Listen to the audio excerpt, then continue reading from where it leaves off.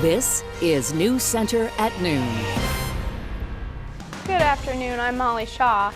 Ron Paul supporters are hoping to stage a takeover at Maine's GOP convention this weekend. The Portland Public Library will host a discussion series tonight called Art in Our Front Yard as part of the annual First Friday Art Walk.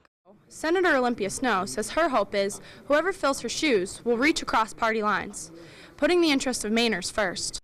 The scanner's housed here at Maine Medical Center. This device gives Dr. Eckert the power to save the lives of those like Donald Cohen.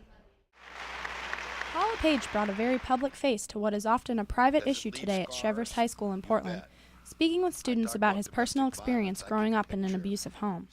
Back when I was 11, I was put in the hospital from a beating that I received, and I remember that day my dad came to the hospital. It was a Sunday. He came about Sunday. I was brought in about 2 o'clock, and about 7 o'clock that evening he came in and he gave me a 50-cent piece. And he told me, when the doctors come, tell them you just fell down the stairs. Governor LePage says he wants to use his public platform to bring light to an issue that he's lived with for 60 years. You say, now you get over it. But let me tell you something about domestic violence. Domestic violence has no barriers, has no color barriers, has it's not the haves and have-nots, it's not rich versus poor, it's attitude. LePage spoke with the entire student body about what he refers to as an attitude of control, but specifically to the young men of the Cheverus football team. LePage noted that 80% of domestic violence crimes in the U.S. originate with young men. To stop the problem, you must influence this group to stand up to the issue. Take it out on the football field. Don't take it out on your girlfriends. Michael Flaherty, a junior, hopes LePage's message will open a dialogue of awareness. Well, just the fact that he's coming in and talking to the whole school in general, hopefully kids will have a more open opinion about it and will be able to talk about it more and make it a general opinion that it's not okay and that we won't tolerate it. And it's nothing that the kids aren't at fault. So hopefully kids will talk about if it happens to them. That way the problem can be resolved better. LePage talked with members of the student government over lunch and then to the entire school at an assembly. His hope is that students will be proactive in putting a stop to Maine's long history of domestic violence. You need to understand it as young as possible so that you can see it, you can identify it, and you can do something about it. Cheverus will host a public forum tonight from 5:30 to 7 to generate suggestions on how to put an end to this issue.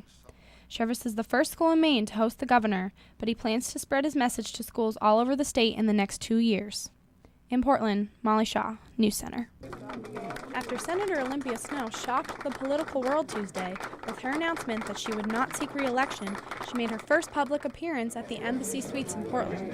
Snowe, who has represented Maine in Congress since 1978, says she's finally had enough of the partisanship in Washington.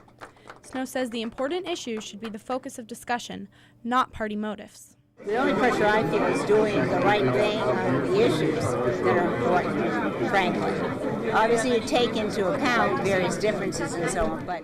Snowe believes our current party system makes for such strong gridlock, nothing can be accomplished.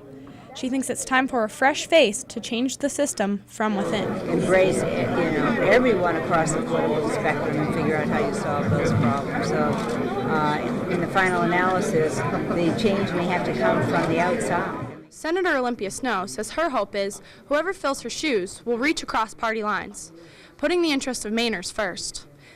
In Portland, Molly Shaw, News Center. There's a division among Republicans as well over who should be their nominee for Olympia Snowe's Senate seat. 6 Republicans are running in the party's June primary for U.S. Senate. So far, those campaigns have been largely invisible to the general public. But as News Center's Don Kerrigan reports, insiders say that's about to change, as the candidates try to woo the support of party voters.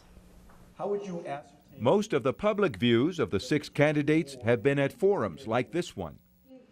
They'll be coming out of the gate fast. The primary election is just a month away. In Augusta, Don Kerrigan, News Center. University of Southern Maine President Selma Botman is reacting to the no confidence vote held this week by the school's faculty. The referendum was held because some faculty members expressed their concerns with President Botman's handling of decreased student enrollment, class spending, and pay raises. Will we see any sunshine this weekend? Keith Carlson is in next with the forecast.